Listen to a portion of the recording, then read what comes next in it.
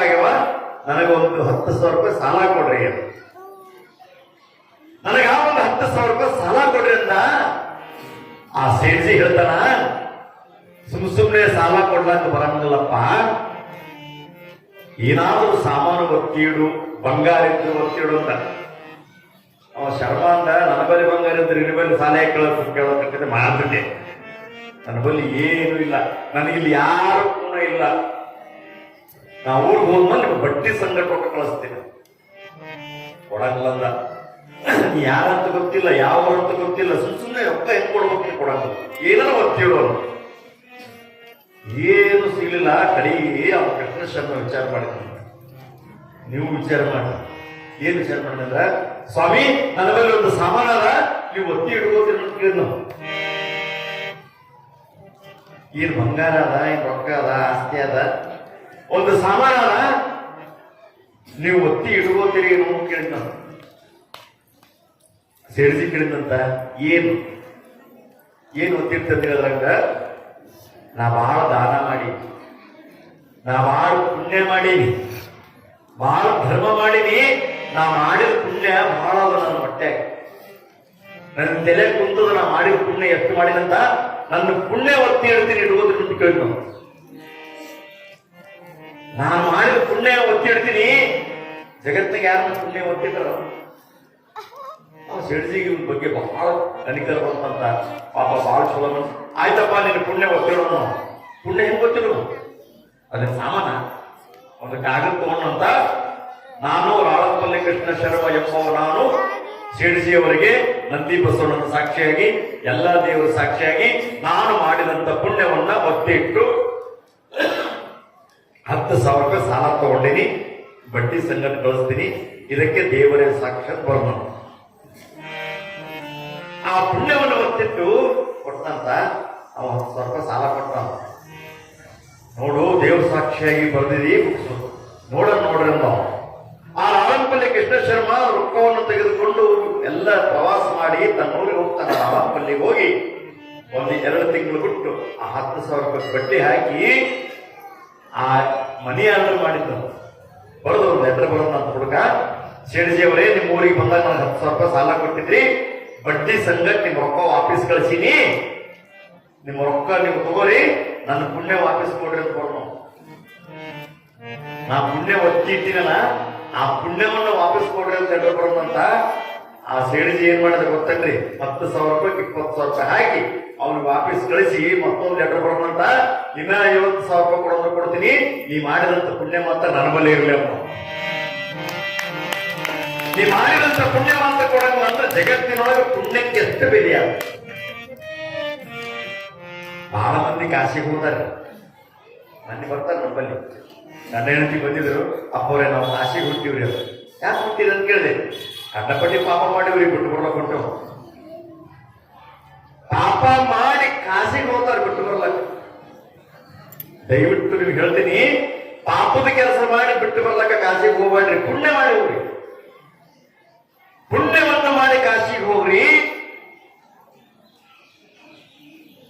ಆದ್ರೆ ಒಂದು ಗೊತ್ತಿರ್ಲಿ, ನೀವು ಕಾಶಿಗೆ ಹೋಗೋದು ಆಗ್ಲಿಕ್ಕಂದ್ರ ಹಾರಡಗೇರಿ ಗ್ರಾಮದೊಳಗೆ ಪುಣ್ಯ ಮಾಡ್ರಿ, ಹಾರಡಗೇರಿ ಗ್ರಾಮದೊಳಗೆ ದಾನ ಮಾಡ್ರಿ, ನಿಮ್ಮ ಹಾರಡಗೇರಿನೇ ಕಾಶಿ ಆಗ್ತದೆ.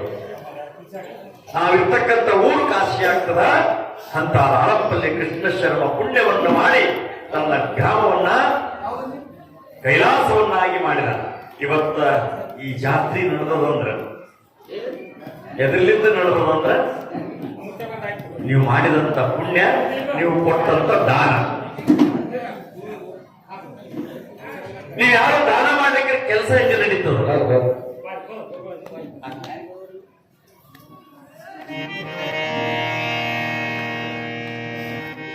ಅದಕ್ಕ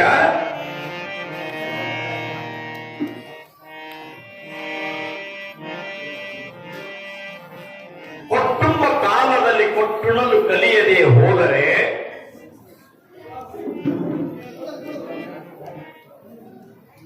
ತಟ್ಟಿಯ ಒಳಗೆ ಜಯನಿಕ್ಕಿ ಪರರಿಗೆ ಬಿಟ್ಟು ಹೋದಂತೆ ಸರ್ವಜ್ಞ.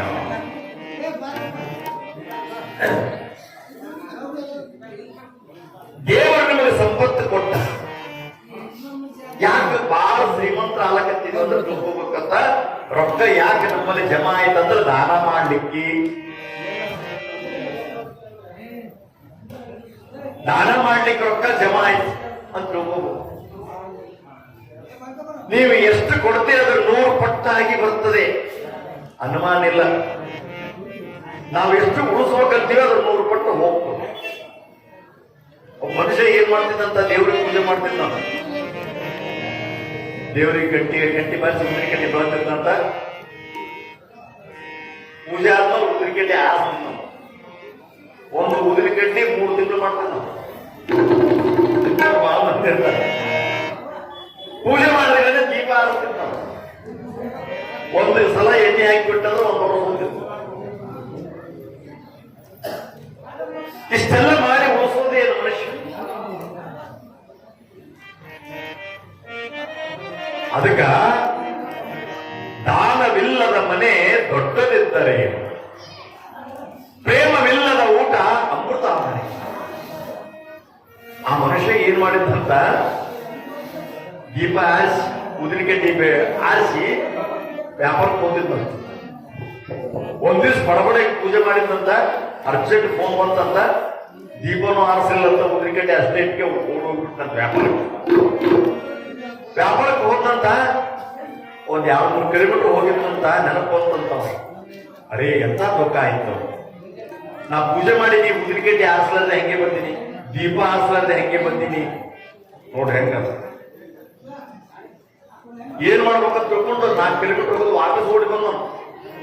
ಆಕೆ ಹೆಂಡತಿ ಬಾಗಲ ಇದ್ದಿಲ್ಲಂತ, ಯಾಕೆ ಬಂದಿಲ್ರಿ ವಾಪಸ್ ಅಂದ್ಲಂತ. ಕೆಲಸ ಬಹಳ ದುಃಖ ಆಗ್ಯಾವ. ಏನಾಗ್ಯಾವ, ದಿವಸ ಪೂಜೆ ಮಾಡಿ ದೀಪ ಆರಿಸಿ ಉದ್ರಿಕಟ್ಟಿ ಆರಿಸಿ ಹೋಗಿದ್ದೆ, ಇವತ್ತು ನೆನಪು ಹೋಗ್ಯಲ್ಲ ಅದಕ್ಕೆ ಬಂದಿನಂತ. ಕೆಲವಂತ ಏನ್ರಿ ನಾ ಏನಂತ ದಂಡಿನೇನು ಅಂತ. ನೀವೇನು ಹೋದ್ರಲ್ಲ, ನೀವು ಹೋಗ್ತಲ್ಲ ಎಲ್ಲ ದೀಪ ಆರಿಸಿ ತೋರಣ. ಎಂತ ಹೆಂಡ್ರ ಜಗತ್ತಿನಾಗಿದ್ದು ಸಂಸಾರ ಆಗ್ತದೇನೋ, ಮನಿ ನಂದಾ ದೀಪ ಆಗ್ತದೇನು. ಹೆಂಡತಿ ಆಗಿರ್ತಕ್ಕಂಥವಳು ಗಂಡನಿಗೆ ಮನೆಯಲ್ಲಿ ಏನಾಗಬೇಕಂದ್ರೆ ನೆರಳು.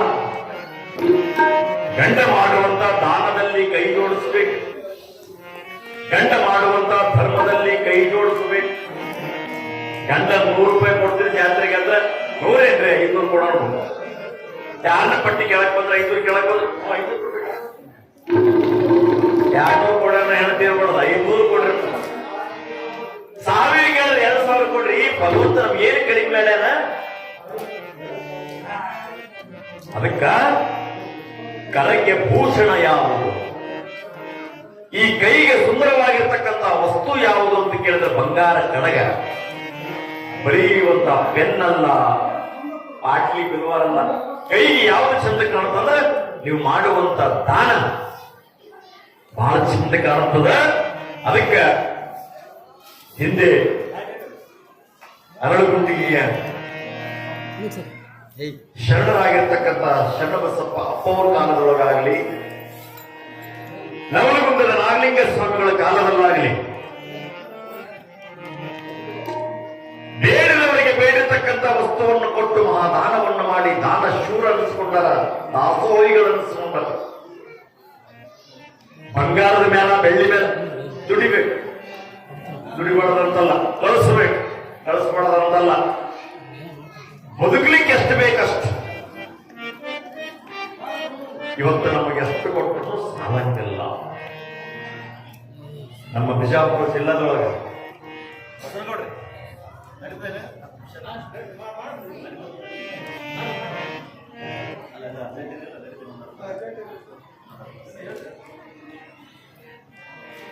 ಬಿಜಾಪುರ ಜಿಲ್ಲಾದೊಳಗ ಅಥಣಿ ಅಂತ ಒಂದು ಊರು. ಅಥಣಿ ಅಲ್ಲಿ ಮುರುಘರಾಜೇಂದ್ರ ಅಪ್ಪವರು ಅಂತ ಒಬ್ಬ ದೊಡ್ಡ ಶರಣರಾಗಿದ್ದರು.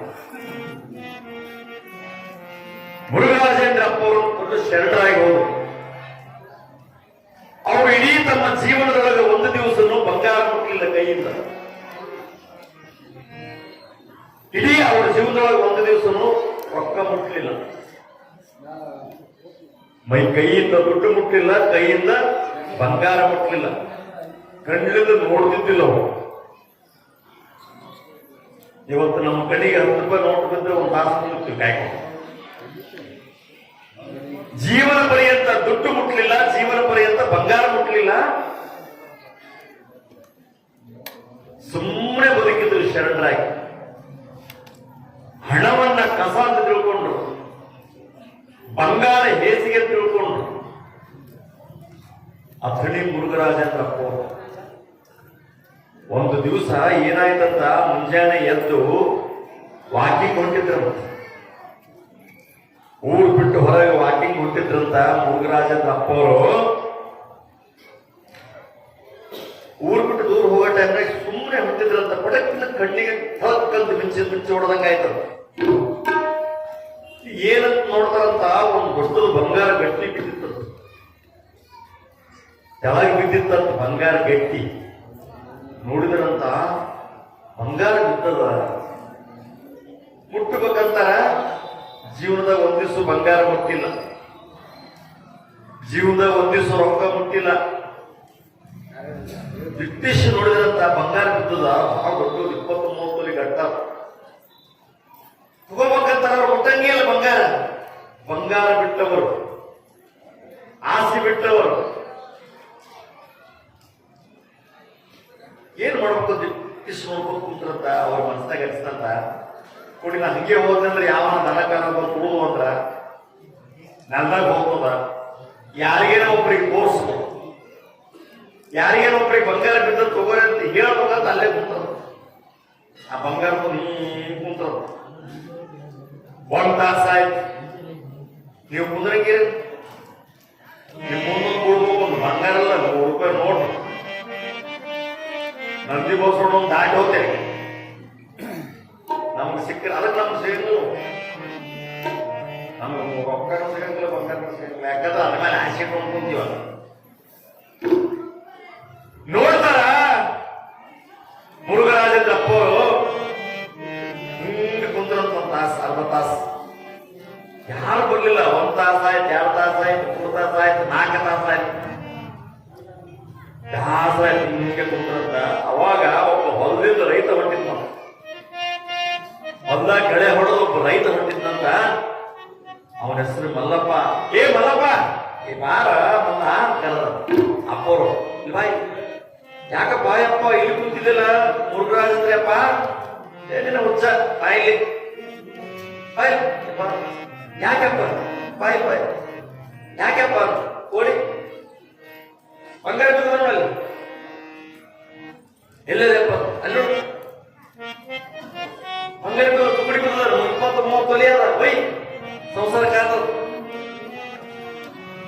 ಪ್ರಪಂಚಕ್ಕೆ ಆಗ್ತದ. ಸಾಲ ಏನಿರ್ತದ ಮುಗಿಸು. ನಿನಗೆ ಯಾರಿಗಾರ ತೋರಿಸ್ಬೇಕಂತ ಕುಂತೀನಿ.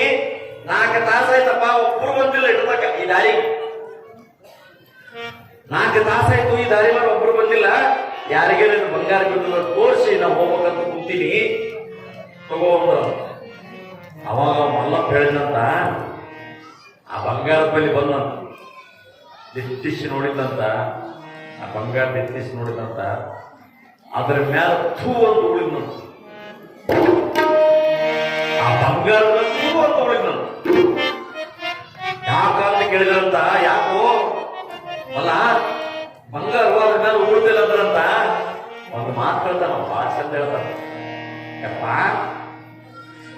ಮುರುಘರಾಜೇಂದ್ರಪ್ಪ, ಬಂಗಾರ ಬೇಡ, ಆಸ್ತಿ ಬೇಡ, ರೊಕ್ಕ ಬೇಡ ಅಂತ ಎಲ್ಲ ಬಿಟ್ಟಿನಿ. ನಿನಗೆ 4 ತಾಸು ಕುಂದಿರ್ಸದ ಕಾಯ್ಲಾಕ. ನೀವು ಯಾರಿಗೆ ತಿಳಿಲಿಲ್ಲ, ತಿಳಿದ್ರೆ ಚಪ್ಪಲಿ ಕೊಡ್ತಿದ್ರಿ. ತಿಳಿದಿಲ್ಲಲ್ಲ, ಏನು ಬೇಡ ಅಂತ ನಿನಗೆ 4 ತಾಸು ಕಾಯಿಲೆ ಕುಂದಿರ್ಸದ. ಮತ್ತ ನನ್ನಂತವನಿಗೆ ಬಿಟ್ಟಲ್ಲ ಅಯ್ಯಪ್ಪ ಅಂತ. ಬಂಗಾರ ಬೇಡ, ಬೆಳ್ಳಿ ಬೇಡ ಎಲ್ಲ ಬಿಟ್ಟವನಿಗೆ 4 ತಾಸು ಕಾಯಿಲೆ ಕುಂದಿರ್ಸಿದ್ರು. ಹೊರಸು ಬಂಗಾರಿಗಳು ಇದು ಕಸ ಬ್ಯಾಡನ್ನು ಓಡು ಜಾಡಿಸಿ ಹೋಗುತ್ತಂತ. ನಮಗೆ ಯಾರಿಗೇನ ಸಿಕ್ಕರೆ ಬಿಡುತ್ತೀವೇನು? ಅದಕ್ಕ ಭಗವಂತ ಮನೆಯೊಳಗೆ ಏನು ಕೊಟ್ಟಿದ್ದು ಹೊಟ್ಟೆ ತುಂಬ ನಾವು ಕೊಡ್ಬೇಕಂತ. ಇಂಥ ಗ್ರಾಮದೇವಿ ಜಾತ್ರೆ ಆಗಲಿ, ನಂದಿ ಬಸವನ ಜಾತ್ರೆ ಆಗಲಿ, ಪುರಾಣ ಪ್ರವಚನ ಕಾಲಿ ಒಂದಿಷ್ಟು ಕೊಡುವಂತ ಮನಸ್ಸು ಮಾಡಬೇಕು.